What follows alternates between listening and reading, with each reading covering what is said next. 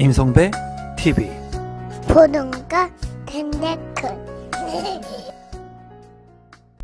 오랜만에 이곳에 오는 것 같은데 지금 현재 이제 신도시가 건설이 되고 있습니다. 신도시가 건설이 되면서 입주도 시작한 단지들도 있고요. 그리고 체계적으로 개발이 되고 순차적으로 입주가 진행이 되면서 지금 현재는 거의 뭐 빈 공터 이런 땅들 개발되고 있는 곳들 이런 것들이 많이 있어요.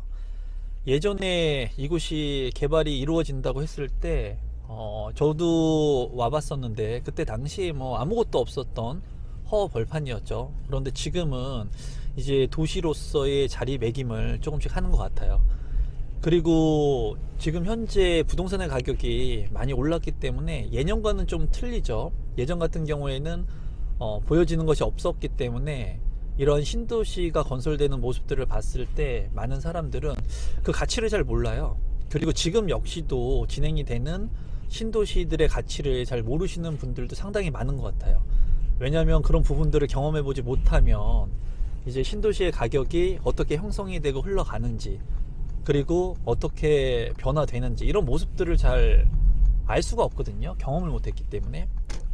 근데 지금 현재 신도시가 이렇게 입주를 시작하고 그리고 개발이 되는 모습들을 보니까 감회가 좀 새롭기도 하고 앞으로의 이제 3기 신도시도 이런 모습을 하지 않을까 개인적으로는 생각을 한번 해봅니다.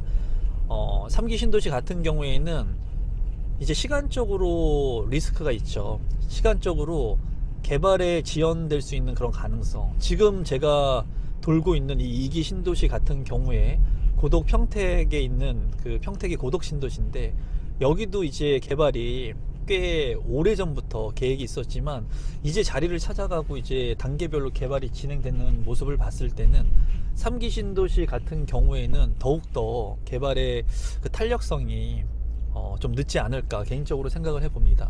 하지만은 제가 항상 말씀드린 것처럼 3기 신도시 같은 경우에는 입지가 좋죠. 입지가 좋기 때문에 그런 부분들을 여러분들께서 염두에 두신다면은 시간이 좀 걸릴지는 몰라도 좀 눈여겨보시고 조건이 되시는 분들은 관심을 가지면 괜찮을 것 같아요. 모든 신도시가 도시의 그 형성을 통해 가지고 만들어지는 과정을 통해 가지고 이제 완성이 됐을 때 그 가치가 빛을 발하거든요. 근데 많은 분들은 완성된 모습을 보고 이제 들어가려고 하니까 아무래도 많은 돈을 지불해야 되고 그리고 리스크를 안지 않고 초창기보다는 이제 안정적으로 입주를 마친 시점 편의시설이 다 인프라들이 구축됐을 때 들어가려고 하다 보니까 생각했던 것보다 많은 비용들을 지불하게 되죠.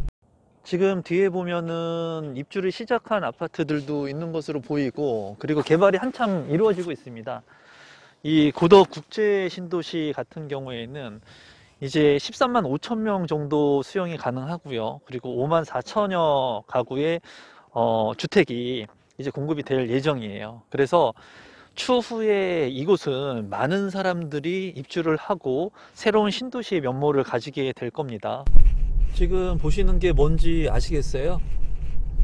아마 부동산에 관심을 갖고 계신 분들이라면 알고 계실 거라고 생각이 드는데 지금 보시는 것이 이제 평택의 삼성전자 반도체 공장입니다. 그래서 규모가 상당히 커요.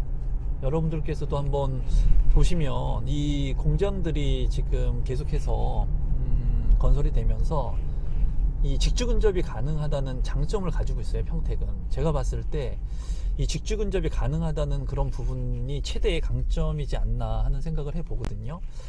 서울 강서구에 이제 마곡지구가 개발이 됐을 때 그때 당시에 제가 목동에서 부동산을 하고 있었을 때였는데 많은 사람들이 이제 마곡지구를 굉장히 무시했습니다. 서울의 끝자락이다 뭐 이런 얘기들을 많이 했어요. 그때 제가 강의도 했었고 부동산도 운영을 하고 했을 때. 근데 그때 당시에 그 마곡지구 같은 경우에는 석박사의 최하 연봉이 그때 당시에 1억이 넘었던 걸로 제가 기억을 하거든요. 그래서 마곡지구의 그 고인력들, 그러니까 연봉이 많으신 분들이 학군에 대한 관심도 많고 그리고 일자리가 워낙 탄탄하다 보니까는 그 안에서 이제 주거 생활을 영위하기를 원했던 거죠. 그래서 그때 당시에 마곡지구의 직주 근접으로 인해서 가격이 많이 상승할 것이다, 그런 얘기들을 많이 했었는데, 실제로 서울의 끝자락이라는 강서구가 이제 핵심 지역은 아니죠. 그러다 보니까 마곡지구의 가치를 굉장히 낮게 폄하하는 그런 분들이 굉장히 많았습니다. 그래서 마곡지구보다 못한 지역을 한 개 선정했을 때, 마곡지구 같은 경우에 두 개의 부동산을 살 수도 있는 그런 시기가 있었는데, 여전히 그때 당시에 제가 마곡지구에 관심을 갖고 좀 우수하게 평가했던 부분은 아무래도 직주 근접이 가능하다는 점, 그리고 돈을 많이 버는 사람들이 있기 때문에 그 주변에 아파트의 가격, 그리고 신축 아파트의 희소 가치 때문에 아파트의 가격이 올라갈 거라고 이제 예측을 했습니다. 여기 평택 같은 경우에도 삼성전자라고 하는 이 평택 캠퍼스가 있기 때문에 제가 봤을 때는 이 삼성전자의 힘이 굉장히 클 것으로 예상이 돼요. 그리고 이 공장들이 지금 증설을 계속 하고 있거든요. 그런 부분들을 봤을 때는 추가적으로 사람이 또 유입될 수 있는 그런 가능성을 열어두고 있습니다. 그런 부분들로 인해 가지고 아무래도 이쪽 지역들, 평택의 부동산 시장이 앞으로도 좀 뜨거워지지 않을까 하는 생각들을 한번 해봐요.